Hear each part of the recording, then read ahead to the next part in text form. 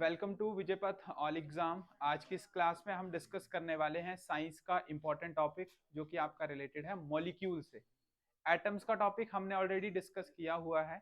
Atom atom को मिला के हम मॉलिक्यूल्स बना सकते हैं। तो मॉलिक्यूल से क्या क्या इंफॉर्मेशन हम यहाँ पे निकालते हैं उनको वन बाय वन करके एक बार चेक करते हैं। सबसे पहले बेसिक इंफॉर्मेशन से हम स्टार्ट करेंगे।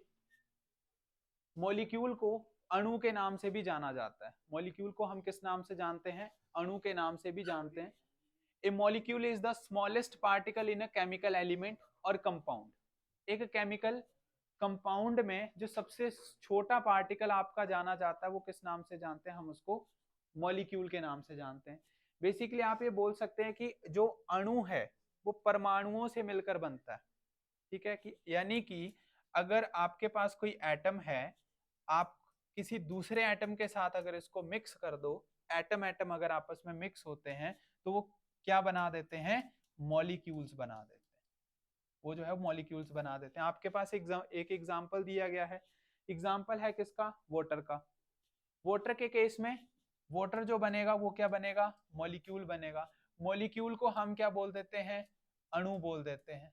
ठीक है, यानी कि परमाणुओं को आपस में मिलाने पर, परमाणु यानी कि एटम, अगर हम इनको आपस में मिला रहे हैं, एटम किसका किसका? एक है हाइड्रोजन का और दूसरा किसका है? ऑक्सीजन का। हाइड्रोजन और ऑक्सीजन को अगर आपस में मिलाएंगे तो वो क्या बनाएगा? H2O बनाएगा, जो कि है वाटर। और वाटर एक्चुअल में है क्या? वाटर क्या है? मॉलिक्यूल है। अब इनकी प्रॉपर्टीज को भी हम सेट करेंगे कि इसको मॉलिक्यूल ही क्यों बोला गया। मॉलिक्यूल में हमेशा रेशो जो है वो कैसी रहेगी? फिक्स रहेगी। हमेशा रेशो कैसी रहती है? फिक्स रहती है। फिक्स का मतलब क्या है? देखो, आपको इतनी सी चीज पता चल गई कि एक वाटर बनाने के लिए आपको किसकी किसकी जरूरत है? एक है हाइड्रोजन की और एक है ऑक्सीजन की। हाइड्रोजन और ऑक्सीजन के मिक्सचर से क्या बनाया जाएगा? वाटर बनाया जाएगा। मान के चलते हैं कि मैंने हाइड्रोजन ले लिया H2 और ऑक्सीजन ले ली O2। अब ये जो चीज आपके पास बनी, ये जो मॉलिक्यूल या कंपाउंड आपके पास बना, ये भी हाइड्रोजन और ऑक्सीजन से बना। लेकिन क्या मैं इसको वाटर बोल सकता हूं? नहीं बोल सकता। अब पहले तो चीज मैंने यही बोली कि हाइड्रोजन और ऑक्सीजन के कॉम्बिनेशन से ही क्या बनेगा? वाटर बनेगा। तो ये भी हाइड्रोजन और ऑक्सीजन से तो बना है। तो हम इसको वाटर क्यों नहीं बोल रहे हैं? वाटर का मॉलिक्यूल क्यों नहीं बोल रहे हैं? क्योंकि वाटर के मॉलिक्यूल में जो रेशो है वो हाइड्रोजन की रेशो कितनी होनी चाहिए? 2। और ऑक्सीजन की रेशो कितनी होनी चाहिए? 1। यहाँ पे हाइड्रोजन की रेशो कितनी है और ऑक्सीजन की रेशो भी कितनी है? 2। तो जब आपके पास रेशो में चेंज करेंगे तो वो मॉलिक्यूल किसी और चीज का बन जाएगा, ना कि वो वाटर का बनेगा। तो हमेशा किसी एक परफेक्ट मॉलिक्यूल के लिए उसकी रेशो को फिक्स रखना क्या है? जरूरी है। अगर आप रेशो को फिक्स नहीं रखेंगे तो वो चीज कुछ और बन जाएगी। वो बात यहाँ पे की जा रही है। ठीक है, नेक्स्ट इसके बाद यहां पर बताया गया the size of hydrodynamic radius can be determine in the two way. अगर आपको एक मॉलिक्यूल का अगर आपको साइज चेक करना है तो उसको चेक करने के लिए कितने टोटल मेथड होते हैं? 2 मेथड होते हैं। अगर उसका साइज चेक करना है कि वो कितना छोटा है कितना बड़ा है, तो सबसे पहला तो बताया गया लाइट स्कैटरिंग। लाइट स्कैटरिंग की हेल्प से हम क्या चेक कर सकते हैं? उसके साइज को डिटरमिन कर सकते हैं कि उसका साइज कितना है। ये आपको मेथड पता होना चाहिए कि कौन से मेथड से हम यूज कर रहे हैं बस।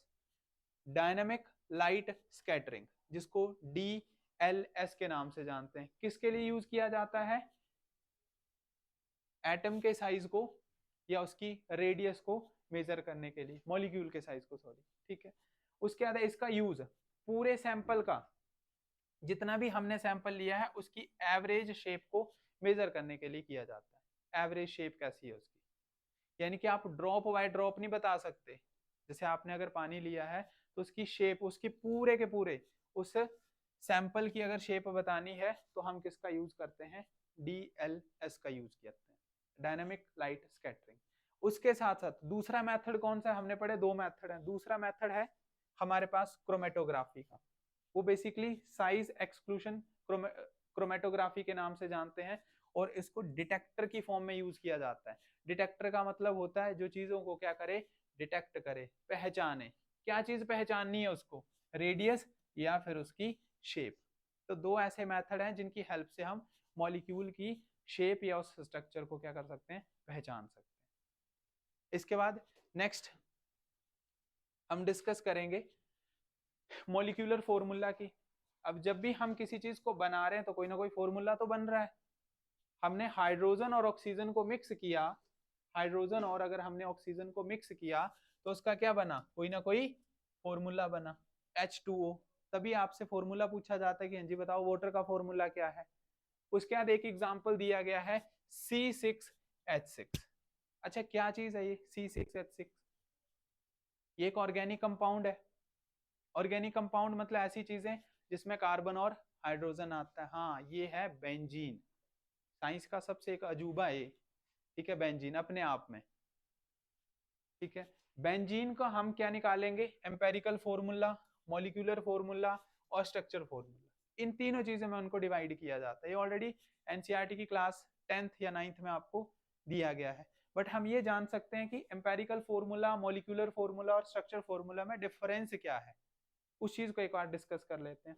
जब भी हम किसी फॉर्मूले की बात करेंगे हमेशा उन एलिमेंट्स के किसको रिप्रेजेंट किया जाता है, एलिमेंट्स के सिंबल को रिप्रेजेंट करते हैं। आपने नमक का फॉर्मूला बताना है तो नमक किसके किससे मिक्सचर से बना, सोडियम और क्लोरीन से। तो सोडियम का क्या बताया, सिंबल, क्लोरीन का भी क्या बताया, सिंबल। आपने बेंजीन बताया, बेंजीन का फॉर्मूला C6H6। तो C6H6 बना किससे, बेंजीन बनता किससे, कार्बन और हाइड्रोजन के मिक्सचर से। तो उसी तरीके से मिथेन भी कार्बन और हाइड्रोजन से बनता है CH4। लेकिन दोनों की रेशो क्या है, अलग अलग। इसमें कार्बन 6, इसमें कार्बन 1, इसमें हाइड्रोजन 6, इसमें हाइड्रोजन 4। तो हर किसी तरीके से क्या है, रेशो में आपको डिफरेंस देखने को मिल रहा है। नेक्स्ट इसके बाद आपके पास एक कॉन्सेप्ट दिया गया है फॉर्मूले का, मॉलिक्यूलर फॉर्मूला और उसके साथ साथ एम्पेरिकल फॉर्मूला। किसी किसी सिचुएशन में एम्पेरिकल फॉर्मूला और मॉलिक्यूलर फॉर्मूला सिमिलर होते हैं और किसी में वो डिफरेंस क्रिएट करते हैं। सबसे पहले जैसे बात करें हम वाटर की, वाटर की अगर बात कर रहे हैं, वाटर का फॉर्मूला आपके पास क्या होता है, H2O। एम्पेरिकल फॉर्मूला भी क्या आएगा इसका, H2O। अब मैं आपको बताऊंगा क्या डिफरेंस है, दोनों में तो सेम है अभी। ठीक है, देखो ग्लूकोज का जनरल फॉर्मूला होता है C6H12O6। ठीक है, मैं यहाँ पे लिख लेता हूँ, मैंने लिखा C6H12O6, ये उसका मॉलिक्यूलर फॉर्मूला है। अगर जब मेरे को एम्पेरिकल फॉर्मूला फाइंड आउट करना है, एम्पेरिकल फॉर्मूला का मतलब होता है इसको रेशियो में डिवाइड करो। रेशियो और प्रोपोर्शन का आपने मैथमेटिक्स में चैप्टर पढ़ा है। मैथमेटिक्स में आपको ये सिखाया जाता है कि रेशियो जो है वो सिंपलेस्ट फॉर्म में होनी चाहिए। तो सिंपल कैसे करेंगे, कोई एक नंबर लो जिससे ये सारे के सारे कटते हो, तो वो नंबर कौन सा होगा, 6। 6 से कट जाएगा कितनी बार, एक बार, तो C1 आ गया। 6 से हाइड्रोजन कट जाएगा कितनी बार, 2 बार, और 6 से ये 6 कट जाएगा तो यहाँ पे कितना आ गया, O1। तो आप इसको जनरल में लिख सकते हैं CH2 और O। तो ये वो चीज जो बन गई वो क्या है आपके पास, एम्पेरिकल फॉर्मूला। एम्पेरिकल फॉर्मूले का मतलब है सिंपलेस्ट रेशियो में डिवाइड करना। लेकिन जब हम H2O की बात कर रहे थे तो इसमें तो सिंपलेस्ट पहले से ही है। आपके पास अगर मैंने रेशियो लिखी 2:3, क्या इससे और ज्यादा डिवाइड हो सकती है, नहीं होगी। लेकिन अगर मैं यहाँ पे 12 और 30 लिखूं तो हम इसको काट सकते हैं किसी ना किसी टेबल से, चाहे वो 2 से काटो, 6 से काटो, 5 से काटो, जिस टेबल से वो कटती है उसी से काट सकते हैं। तो अगर इसकी सिंपलेस्ट रेशियो करनी है तो 2 से काटा 6, 2 से काटा 15। अब भी ये एम्पेरिकल फॉर्मूले में काउंट नहीं किया जाएगा, क्यों, क्योंकि ये फर्दर डिवाइड हो सकती है। 3 से काट दो, 3 से काटा 2 टाइम, 3 से काटा 5 टाइम, इसके आगे नहीं कटेगी। तो जब फाइनल आपके पास निकल आया उसको क्या बोलेंगे, एम्पेरिकल फॉर्मूला। उसके बाद है हाइड्रोजन पेरोक्साइड जिसका फॉर्मूला है H2O2। 2 और 2 आपस में कैंसिल हो जाएंगे तो HO आपका एम्पेरिकल फॉर्मूला बन गया किसका, हाइड्रोजन पेरोक्साइड का। अब हाइड्रोजन पेरोक्साइड क्या चीज है, नॉर्मली यूज की है हमने, देखी भी है। जब किसी को लग जाती है हाथ में, डॉक्टर सबसे पहले, हम नॉर्मली घरों में डिटोल या सैवलोन लगाते हैं, डॉक्टर सबसे पहले जो है वो एक बोतल से पानी जैसा एक लिक्विड फेंकते हैं और वो झाग की तरह बाहर निकलता है, ठीक है। वो जो झाग वाली चीज होती है वो होती है H2O2, hydrogen peroxide. Hydrogen peroxide का यूज किया जाता है बैक्टीरिया को बाहर निकालने के लिए। अगर आप इसको कहीं पे भी स्प्रे करते हैं ना, कहीं पे अगर आप स्प्रे करेंगे, वो उछाल के साथ कहाँ निकलेगी, बाहर निकलती है। जितने भी अंदर कण होते हैं, कई बार आप गिर गए, मान के चलो पत्थर से आपको लग गई, तो छोटे छोटे रेत के कण अंदर रह जाते हैं। हाइड्रोजन परऑक्साइड सबसे पहले स्प्रे किया जाता है, ताकि स्प्रे करने से जितने भी अंदर बैक्टीरिया या कोई कण रह गए वो कहाँ निकल आए, सारे के सारे बाहर निकल आए, ठीक है। जैसे किसी को कांटा लग जाता है अंदर तक, सुई से निकालते नहीं निकलता है, कुछ टाइम के बाद क्या होता है, वो कांटा धीरे धीरे हमारी स्किन से खुद ही बाहर आना शुरू हो जाता है। तो वही चीज हाइड्रोजन परऑक्साइड डायरेक्ट मेथड में की जाती है। इसके बाद नेक्स्ट बात करें हम, कुछ केमिकल फॉर्मूला आपके पास दिए गए हैं। एम्पेरिकल फॉर्मूला कुछ इस तरीके से होगा, मॉलिक्यूलर फॉर्मूला इस तरीके से। सबसे पहले इसकी बात करते हैं। C4H10 एक फॉर्मूला दे दिया गया, जिसमें आपके पास सिर्फ और सिर्फ नंबर और टाइप्स बताए गए हैं एटम्स के। इसको सिंपल करो। सिंपल करने के लिए आप किससे काटेंगे, 2 से। 2 से इसको काटा तो ये रह जाएगा 2, और 2 से अगर आप इसको काटेंगे तो ये बच जाएगा 5। जब आपने सिंपलेस्ट रेशो में चेंज कर दिया, उसको क्या बोलेंगे, एम्पेरिकल फॉर्मूला। उसके बाद अगर हम बात करें, वो है स्ट्रक्चर फॉर्मूला। आपने इस तरीके का क्लास 10th में देखा होगा, methane, ethane, propane, butane, hexane, pentane, octane, ठीक है, डेकेन, ऐसे ऐसे फॉर्मूले हैं, आप इनको रिप्रेजेंट कर सकते हैं। जब आपने इन चीजों को इकट्ठा करके और अलग अलग सेट करना है, जैसे ये फर्स्ट ग्रुप बन रहा है, देखो C के साथ कितने हाइड्रोजन है, 3, तो CH3 लिख दिया। उसके बाद C के साथ कितने हाइड्रोजन है, 2, वो अलग लिख दिया। C के साथ कितने हाइड्रोजन है, 2, वो अलग लिख दिया। यहाँ पे C के साथ कितने हाइड्रोजन है, 3, उनको अलग लिख दिया। तो उसको बोला जाता है कंडेंस्ड फॉर्मूला। उनके फंक्शनल ग्रुप के आधार पे उनको सेट किया जाता है, ठीक है। एक फॉर्मूला लिखता हूं मैं, जैसे कि मैं लिखता हूं आपके पास C2H5OH, ठीक है, अल्कोहल का फॉर्मूला है C2H5OH, ठीक है। इसको क्या मैं किसी और फॉर्म में भी लिख सकता हूँ, किसी ना किसी और फॉर्म में भी लिख सकता हूँ। मैं लिख सकता हूँ C2H6O, ऐसा भी तो लिख सकता हूँ, लिख सकता हूँ ना। हाइड्रोजन यहाँ पे 5, एक हाइड्रोजन यहाँ पे है, इसको आगे ले जाओ, बात तो वही है, बराबर ही, ठीक है। लेकिन ये जो चीज है C2H5OH, वो एक्चुअल में इसमें आएगा कंडेंस्ड फॉर्मूले में, क्योंकि जैसे जैसे हमने उसको सेट किया है, उसके बेसिस पे जो फॉर्मूला बनाया जाता है वो कंडेंस्ड फॉर्मूला बनता है। तो हम इसको ये लिख सकते हैं, ठीक है। उसी तरीके से अगर हम बात करें एसिटिक एसिड की, एसिटिक एसिड का फॉर्मूला होता है CH3COOH, कुछ इस तरीके का। तो ये भी आपका कंडेंस्ड फॉर्मूला है। जब आप इसको ओपन करेंगे ज्योमेट्री में, तो आपका स्ट्रक्चर फॉर्मूला बन जाएगा। आप इसको किसी और फॉर्म में भी लिख सकते हैं। देखो कार्बन कितने हैं यहाँ पे, 2, C2H3 और एक ये 4, तो क्या बनेगा H4 और O2। ये भी किसका फॉर्मूला है, एक तरीके का एसिटिक एसिड का फॉर्मूला। बट इसको काउंट कहाँ पे करेंगे हम, नॉर्मली कंडेंस्ड फॉर्मूले में, या फिर आप इसको काउंट कर सकते हैं मॉलिक्यूलर फॉर्मूले में। अगर कोई चीजें कट रही हैं, ये कट जाएगा एक सिंपल टेबल से, तो वो किस में काउंट किया जाएगा, एम्पेरिकल फॉर्मूले। बस इसकी डिजाइनिंग है कि किस तरीके से आप इनको क्या करते हो, सेट करते हो। नेक्स्ट आपके लिए बताया जा रहा है कि एक एग्जांपल दिया गया है वाटर का। वाटर का फॉर्मूला होता है H2O। वाटर में हाइड्रोजन के कितने मॉलिक्यूल्स होते हैं, H2 की बात कर रहे हैं, हाइड्रोजन के मॉलिक्यूल होंगे 2, और ऑक्सीजन के मॉलिक्यूल कितने होंगे, 1 आएगा। इसकी बात जो है वो आपके पास यहाँ पे की जा रही है। H2O जो है वो आपका मॉलिक्यूलर फॉर्मूला है वाटर का। उसी तरीके से अगर हैवी वाटर की बात करें तो फॉर्मूला क्या आएगा, D2O आएगा। ये जनरल से चीज आपको पता होनी चाहिए।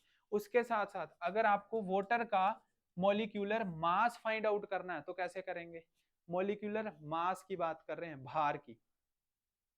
तो भार कैसे फाइंड करेंगे, हाइड्रोजन कितने हैं आपके पास, 2, एक का भार कितना होता है, 1 होता है, तो 2 का भार कितना होगा, 2 हो जाएगा, ठीक है। हाइड्रोजन आ गया 2।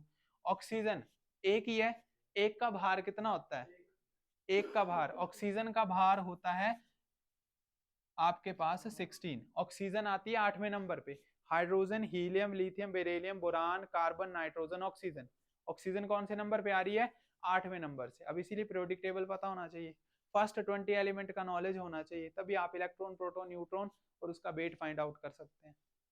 अगर ऑक्सीजन 8वें नंबर पे है तो भार उसका कितना है 16। कल की क्लास में मैंने बताया था सोडियम आता है 11th नंबर पे और भार कितना है इसका 23। तो भार की बात कर रहे हैं, सोडियम के एक का भार कितना है 23, 2 होंगे तो 23 को 2 से गुणा कर दो। यहाँ पे हाइड्रोजन की बात करें, हाइड्रोजन का फॉर्मूला होता है 1H1।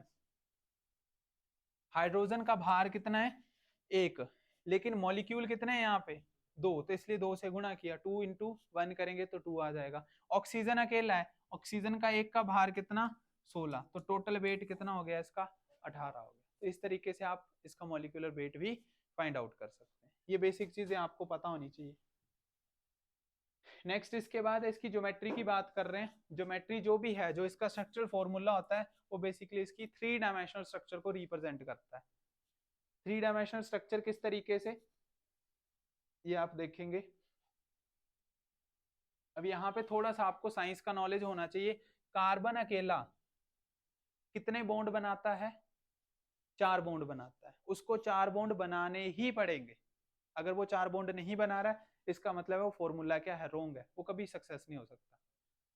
ठीक है, कार्बन देखो कितने बॉन्ड बना रहा है 1 2 3 4, 4 बॉन्ड हो गए। इस कार्बन को चेक करो, एक इसके साथ शेयरिंग में 1 2 3 और 4, जितने भी कार्बन है वो हर किसी के साथ कितने कितने बॉन्ड बनाते हैं 4 बॉन्ड बनाते हैं। ठीक है, अच्छा यही चीज अगर हम बेंजीन के साथ करें, बेंजीन का फॉर्मूला भी बताया था C6H6। अगर मैं कार्बन को यहाँ पे रख रहा हूँ, देखो 1 2 3 4 5 और 6। अब हाइड्रोजन कितने हैं 6, मान के चलते हैं 1 2 3, यहाँ पे मैंने हाइड्रोजन लगा दिए। तो ये कार्बन तो बैलेंस हो गया, क्योंकि इस कार्बन ने अपने साथ कितने बॉन्ड बनाए 1 2 3 और 4, ये तो बैलेंस है। अब मेरे पास 3 हाइड्रोजन यूज हो गए, 3 और बचे हैं। तो अगर मैं इनके साथ लगा देता हूँ, मान के चलो, तो इस कार्बन के साथ भी 2 हाइड्रोजन लगा दिए, 1 2 3 4, इसने भी 4 बॉन्ड पूरे कर लिए। तो मेरे पास कितने 5 यूज हो गए, अब तो एक ही बचा हाइड्रोजन। तो उसके बाद ये स्ट्रक्चर क्या हो जाएगा गलत हो जाएगा। ये ऐसा स्ट्रक्चर कभी बन ही नहीं सकता, क्योंकि कार्बन अपने साथ कितने बॉन्ड बनाता है हमेशा 4 बॉन्ड बनाएगा। ठीक है, अब 4 बॉन्ड बनाने की बात कहाँ से आई, ये चीज आप ऑलरेडी पढ़ चुके हैं, तो थोड़ा सा कॉन्सेप्ट फिर से बता रहा हूँ। कार्बन कौन से नंबर पे आता है 6th नंबर पे, इसको ब्रेक करो, फर्स्ट शेल में, सेकंड में कितने 4 आने कितने चाहिए, सेकंड में 8 आने चाहिए। या तो ये 4 किसी से लेगा या तो 4 किसी को देगा, इसलिए बॉन्ड भी कितने बनाता है ये 4 बनाता है। लेकिन जब हम C6H6 की बात कर रहे हैं, C6H6 की बात कर रहे हैं, तो हमेशा जो इसका पैटर्न है वो एक सर्कुलर शेप में या एक रिंग फॉर्मेशन में बनता है। एक कार्बन, ये दूसरा, ये तीसरा, ये चौथा, ये 5वां और ये 6वां, इसको देखो रिंग फॉर्मेशन में बनता है हमेशा। ये बेंजीन का स्ट्रक्चर है। इस कार्बन ने कितने बॉन्ड बनाए बताओ 2 बनाए, इसने हर किसी ने 2 2 बनाए। अभी अब हाइड्रोजन सेट करते हैं, इसके साथ हाइड्रोजन कर दो 1 2 3 4 5 और 6 हाइड्रोजन भी सेट होगी, 6 कार्बन भी सेट हो गए, बैलेंस हो गया पूरा। लेकिन इसने बॉन्ड कितने बनाए, इसने भी कितने बनाए, तो डबल पेयरिंग करता है। देखो एक बॉन्ड, ये दूसरा और ये तीसरा। इस कार्बन को चेक करो कितने बॉन्ड बनाए इसने, 1 2 3 4, इसको चेक करो 2 3 4, इसको चेक करो, सबके 4 4 हो गए। यानी कि जब हम इनको सेट कर रहे हैं तो किस फॉर्म में चले जा रहे हैं, एक रिंग फॉर्मेशन में चले जा रहे हैं। तो उससे जो है वो आप एक मेथड जो है वो बना सकते हैं। इस तरीके का स्ट्रक्चर बनता है किसका, बेंजीन का। ठीक है, नेक्स्ट आपको बताया गया है जो स्पेक्ट्रोस्कोपी हमने पीछे बात भी की थी, ठीक है, क्रोमेटोग्राफी के केस में भी आता है। और स्पेक्ट्रोस्कोपी जो है बेसिकली किसी भी परमाणु से जो भी किरणें बाहर निकलती हैं उनको चेक करने के लिए उनका यूज किया जाता है। जैसे अल्फा बीटा गामा को चेक कैसे करते हैं, गीगर मूलर काउंटर की हेल्प से। उसी तरीके से स्पेक्ट्रोस्कोपी एक ऐसा मेथड है जिससे हम मॉलिक्यूल से निकलने वाली जो भी एमिशंस है, स्कैटरिंग है, इलेक्ट्रोमैग्नेटिक रेडिएशन है, उनको हम क्या कर सकते हैं, चेक कर सकते हैं। उनको किस तरीके से चेक किया जा सकता है कि उनसे तो चीजें निकल रही हैं, क्या वो हमारे लिए यूजफुल हैं या नहीं है, ऐसा ना हो कि हानिकारक है। रेडियो एक्टिव सब्सटेंस एक ऐसा सब्सटेंस है जो हमें एनर्जी अनलिमिटेड देता है। मैंने पहले भी बताया था, इतना सा रेडियो एक्टिव सब्सटेंस जितना की डोट लगाया 100 सालों तक आपको अपनी गाड़ी में पेट्रोल भराने की जरूरत नहीं पड़ेगी, इतनी एनर्जी वो देगा। लेकिन कुछ ना कुछ नुकसान भी है। अल्फा बीटा गामा क्या करते हैं, जब हमारी बॉडी के अंदर जाएंगे तो कैंसर की बीमारी करेंगे। और वो कैंसर इतना खतरनाक होता है कि वो रेडिएशन ये नहीं कि खुद को फैल रही है, वो धीरे धीरे क्या होगी, हमारे एनवायरनमेंट में भी फैल जाएगी। जैसे वायरल डिजीज होता है वैसा इसकी किरणें हैं जो हर जगह पे फैलेंगी, तो उसका नुकसान क्या होगा, सभी को होगा। एक और अच्छा मेथड बताता हूँ, जब हम एक्सरे करवाते हैं, ठीक है, एक्सरे का जो रूम होता है उसमें जो दीवारें होती हैं वो नॉर्मली आजकल कैसे लगाई जा रही हैं, सिंपल शीशे वाली दीवारें। तो क्या उसकी रेडिएशन शीशे से बाहर नहीं आ सकती, आराम से आ सकती है। जो हमारी बॉडी के अंदर जा सकता है वो शीशे से बाहर भी आ सकता है। जस्ट हम एक अपनी सोच से लेके चलें कि हम तो कमरे के बाहर थे, बट वो कहीं ना कहीं हमें भी क्या कर रही हैं, इफेक्ट कर रही हैं। वो रेडिएशन इतनी पावरफुल है, ठीक है। विकिरण और पदार्थ की क्रिया से जो है वो विकिरण की दिशा में परिवर्तन और ऊर्जा स्तरों में एनर्जी ट्रांजिशन जो है वो हो सकते हैं। यानी कि किसी ना किसी तरीके से जब आपका मॉलिक्यूल विघटित हो रहा है, जिसको हम न्यूक्लियर फ्यूजन या फ्यूजन के कॉन्सेप्ट से जानते हैं, तो उससे क्या बाहर निकलती है, एनर्जी। और सन इसका सबसे बेस्ट एग्जांपल है। सन से आने वाली जो एनर्जी है उसको किस में काउंट करते हैं, रेडिएशन में काउंट करते हैं, ठीक है। और उसकी जो एनर्जी ट्रांजिशंस हैं उनको हम क्या कर सकते हैं, हल्का सा चेंज कर सकते हैं। उसके आगे कोई चीज रख दो तो उससे क्या होगा, उनकी लेवल्स में क्या आ जाएगा, चेंज आ जाएगा, ठीक है। तो एक छोटा सा ये सेक्शन है, इसके जल्दी हम नेक्स्ट मिक्स क्वेश्चन जो है वो नेक्स्ट क्लास में हम डिस्कस करेंगे, ठीक है। तब तक के लिए जय हिंद, जय भारत।